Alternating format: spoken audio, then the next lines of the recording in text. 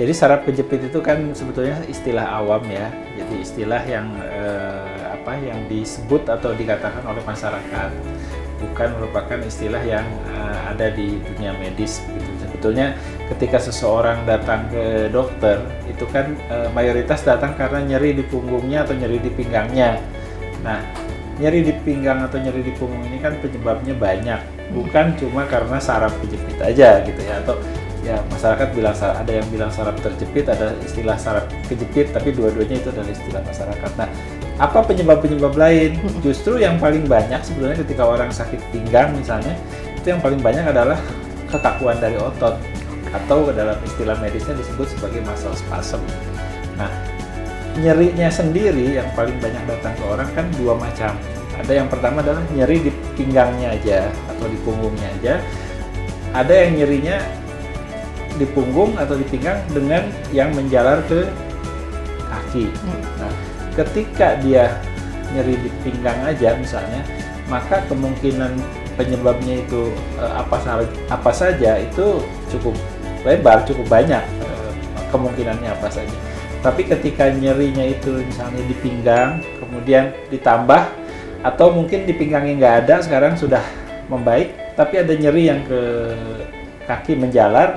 Nah, yang seperti ini yang biasanya peluangnya lebih besar ke arah saraf terjepit.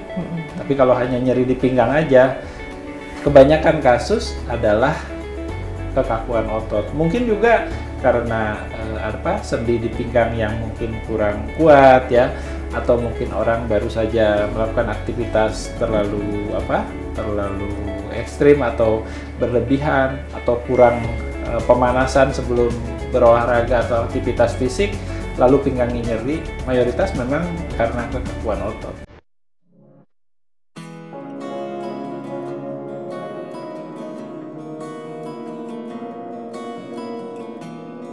Jadi seperti yang saya sampaikan tadi, yang harus kita waspadai atau istilah dalam medisnya red flag-nya ya, itu adalah kalau ada nyeri dari pinggang menjalar ke salah satu kaki. Bisa sampai di paha, bisa sampai di betis atau mata kaki, atau sampai di telapak kaki. Tergantung dari saraf kejepitnya di mana. Yang pasti yang kejepitnya itu pasti di daerah pinggang, tapi nyerinya di kaki gitu ya, menjalar ke kaki.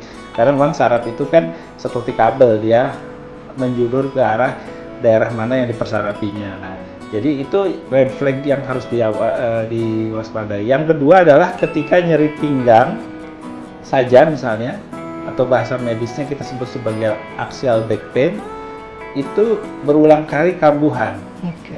Karena orang kalau misalnya sakit pinggang aja nggak terus dokternya bilang saraf kejepit kan, lalu diberikan misalnya painkiller ya, obat penghilang nyeri, atau disuruh fisioterapi. Tapi ini sudah fisioterapi sampai beberapa kali, diberikan obat penghilang nyeri atau painkiller juga mungkin sudah beberapa minggu, hilang sedikit muncul lagi, kambuh lagi. Ada juga yang tidak pernah hilang-hilang, selalu terasa aja walaupun agak sedikit berkurang. Nah, kalau sudah lebih dari 4 atau 6 minggu, biasanya kita akan sarankan untuk dilakukan pemeriksaan lanjutan seperti MRI. Itu kalau yang nyeri pinggang saja. Tapi kalau misalnya nyerinya adalah sampai menjalar ke kaki, ya memang sejak awal kita sudah mengarahkan ini kemungkinan ke arah saraf kejepitnya besar. Jadi sejak awal sudah dilihat.